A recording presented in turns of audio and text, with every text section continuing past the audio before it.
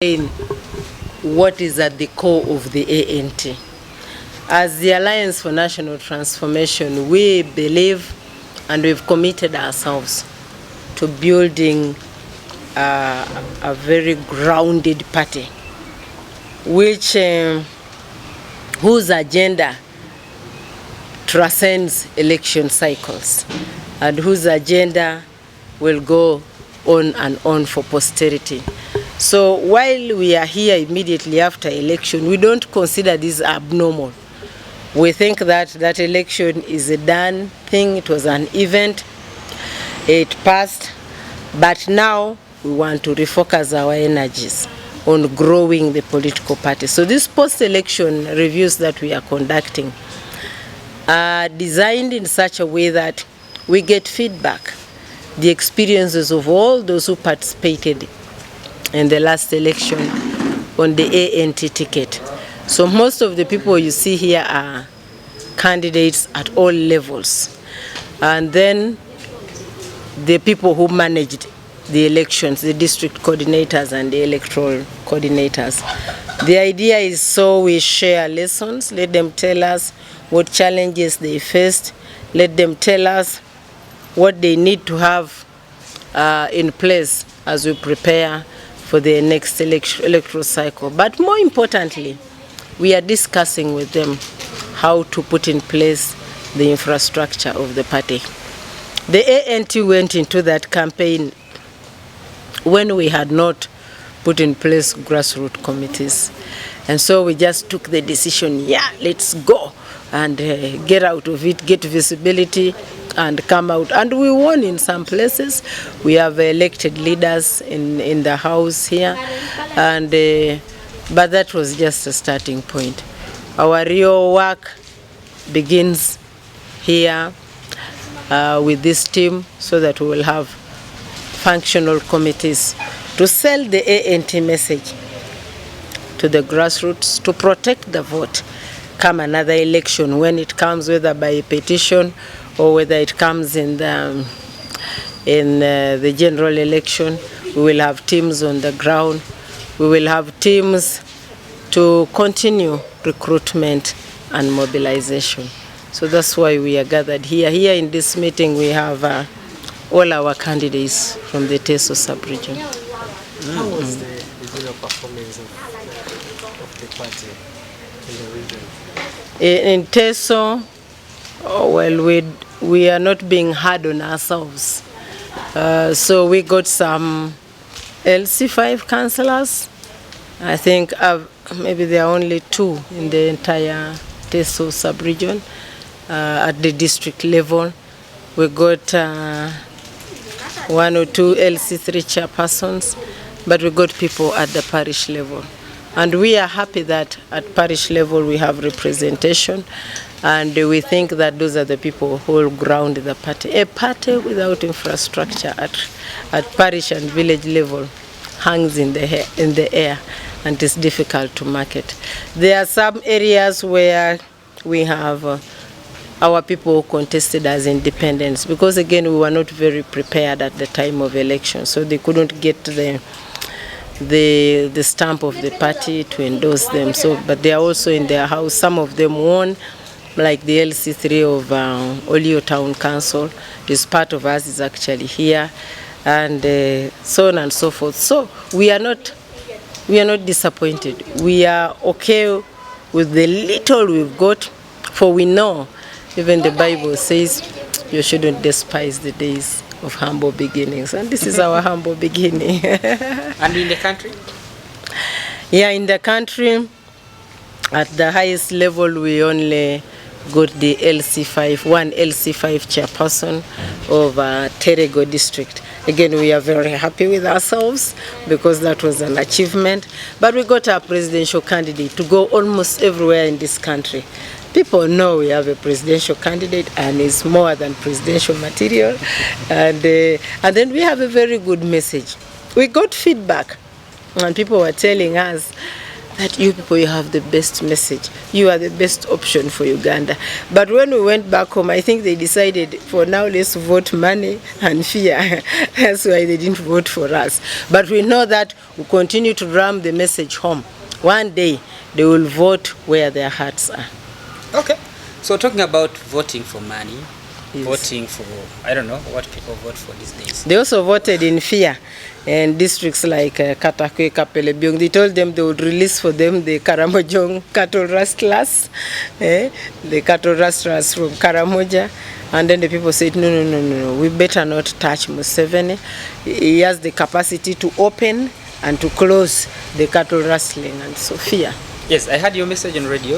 There was this that elections in the country are getting worse every day. Yes. And according to what I heard, I think the January election was one of the worst ones. It was a disaster. Since we had started the democracy. With this in your brains, and then with all these parties that are, I would say, scattered, not able to come together for, well, you speak the same message, whatever it is. What is ANT's next strategy to ensure that Ugandans forget about touching a lion and then you get it all, or money, whatever it is, and to vote for a message to the people that will really change this country? First, we understand at the ANT that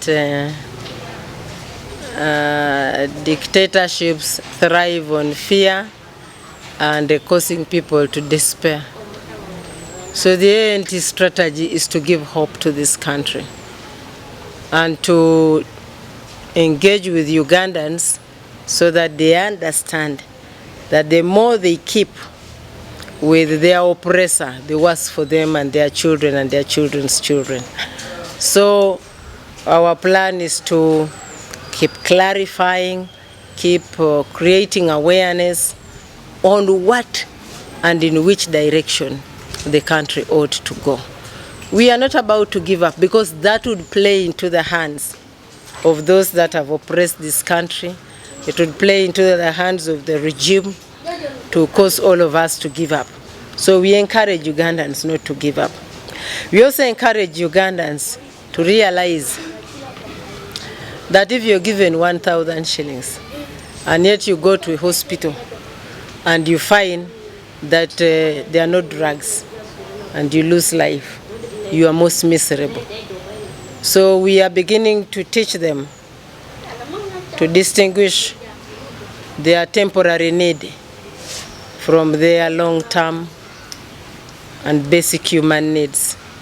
We hope that as we continue with these engagements, people will get to know that you don't need to vote for 1,000 shillings. Is there a missing link between the people, the electorate, and you people who are giving them a good message? What is missing? Yes, what is missing really is the component of good leadership, and that's what we are trying to champion, because everybody knows the pain of an ordinary Ugandan, and even the voters know their pain, but they still get diverted and they vote. Either they vote for the oppressor, they vote for the corrupt, or they vote for money. And the missing link is to try to create a situation where they understand that leadership has a direct relationship with what is going on in their lives. And leadership is the question. Many people think, the biggest problem of this country is poverty. Who said so? Uganda is one of the wealthiest countries in the world. The only thing that is missing is the good leadership that will harness the potential of this country and help each one of us to get equal opportunity and to be beneficiaries of this potential. So therefore, we want to create a bridge of understanding, but also a bridge of quality leadership. Give Ugandans people of integrity, men and women who are very sacrificial in the type of leadership they offer. Okay. If my colleagues don't have a question, I have this one's optional. You can answer them, choose to answer them or not. Well, Ugandans, the serious debate now is in Parliament, who will be the next Speaker of Parliament, and you know, our Kadaga has been there for 20 years and she is still going on. And then Olanya has been there as Deputy for 10 years and once. And you know Chankwa Hansi, what happens there. And you know this time round, there are quite a number of people who are expressing interest for, especially Deputy Speaker. The Speaker has been reserved for a few, and the battle is within NRM. Does this bother you? Kadaga is riding on the women's emancipation or something like that. Does it still make sense? The other issue is, well, for Teso sub-region, we have gotten news that is made Teso proud. The conjoined twins operation at Parliament the other day applauded. Well, what does this mean anyway? Does it make any sense to go to Parliament and have this applause, and what next? So let's start with Teso, because I'm right here at home today, and I am one of those who was very happy, and I congratulate the doctors, the medical team that did that work of separating the conjoined twins, Dr. Podoi and the team at Soroti Hospital. I am also very aware that Teso and Uganda at large are very rich in human resource for medical care there. Now, what is missing is not the human resource. I am amazed at the courage. What Dr. Podoi and his team did was simply exercise courage. To try to separate human beings without facilities that will look after them, that was an act of courage. Because the skill, I believe that group has the skill, and other Ugandans have the skill. But you need to visit Soroti Hospital and look at that building called the theater of Soroti Hospital. You will shed tears. It's a dilapidated structure. It is a wanting structure. So does it make sense to celebrate the doctors? Yes. Humanly, we need to applaud those who do distinguished work among us. But I'm telling you that Parliament fell short.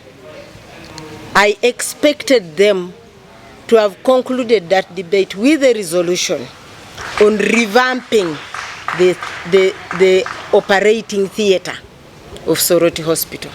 I expected them to have ended that debate with a resolution to provide that hospital with an ICU facilities, a neonatal, that one for children. Yes, that's how it would make meaning, because now we have the doctors there, but they can't do what we are celebrating them for doing. I expected the Parliament of Uganda, in discussing that particular achievement, to have highlighted the fact that from West Nile, going through the eastern Uganda, and until you reach Kampala, you only have one ultrasound scan machine.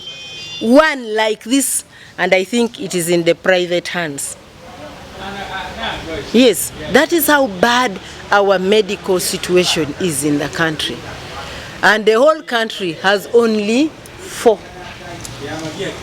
So Parliament should stop just feeling happy.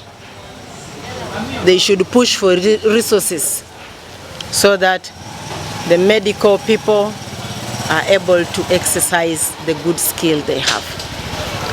That is one segment. So then the other issue is the politics of the election of the speaker.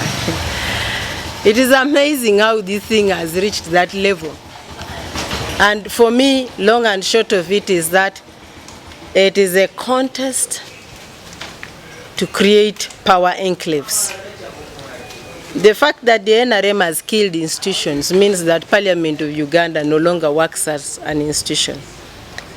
It runs its business on the whims and the wishes of the longest serving president of Uganda, General Museveni. When he says members of parliament turn left, they will turn left. When he says turn right, they will turn right. Report to Chakwanzi, they will report to Chakwanzi. And when he says that bill should not pass, it shouldn't pass. So what is happening in parliament is not about the growth of parliament as an institution. No. It is about who has the individual who will have that great power.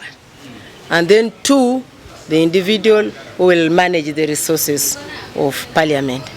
If our parliament were working normally, we wouldn't care who leads the next sitting, who chairs it, because then they would chair it professionally, procedurally, and all of us would be heard.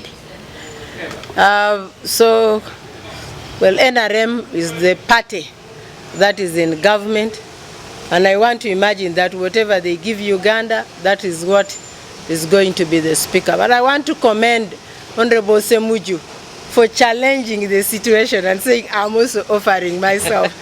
He may not get 100 votes, he may not get 500, whatever he gets, he is speaking the voice of those who want a different direction in the management of affairs in this country. Yeah. Okay.